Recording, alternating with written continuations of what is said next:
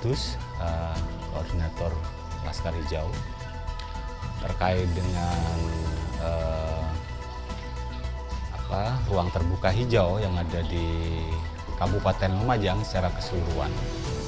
Itu memang masih perlu dilakukan maksimalisasi. Karena kalau di Undang-Undang Tata Ruang itu, ruang terbuka hijau itu setidaknya 30% dari luas wilayah.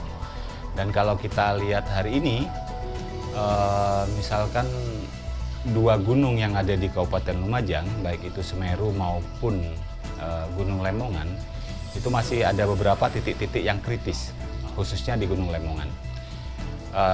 Sementara di dalam kota sendiri, menurut saya masih perlu ada penambahan ruang-ruang terbuka hijau. Alun-alun mungkin sudah cukup, tetapi di situ masih lebih kepada penanaman pohon, belum kepada sampai edukasinya misalkan, dan menumbuhkan kesadaran masyarakat agar supaya masyarakat peduli terhadap pelestarian lingkungan. Ini masih belum muncul di situ. Nah, ini PR kita ke depan, dan saya berharap pemerintah daerah lebih serius lagi untuk menggarap ruang terbuka hijau ini, terutama di kawasan utara. Karena pada kemarau seperti saat ini memang masyarakat di Lumajang wilayah utara sangat kerasa banget ketika mengalami kesulitan air bersih.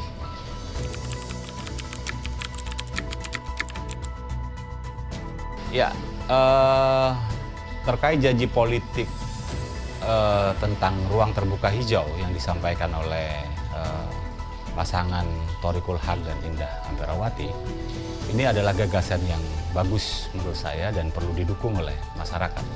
Tapi yang perlu kita pertanyakan, sudah sejauh mana janji politik ini diwujudkan. Yang saya tahu sampai hari ini tidak ada satupun pembangunan ruang terbuka hijau yang dilakukan di kecamatan-kecamatan. Mungkin saya salah, tapi yang sepanjang yang saya tahu belum ada program itu. Menurut saya ini karena amanah undang-undang, sesuai undang-undang tentang tata ruang itu memang 30% di kawasan itu harus dijadikan ruang terbuka hijau. Dan ini penting, fungsinya baik bagi ekologi maupun bagi sosial.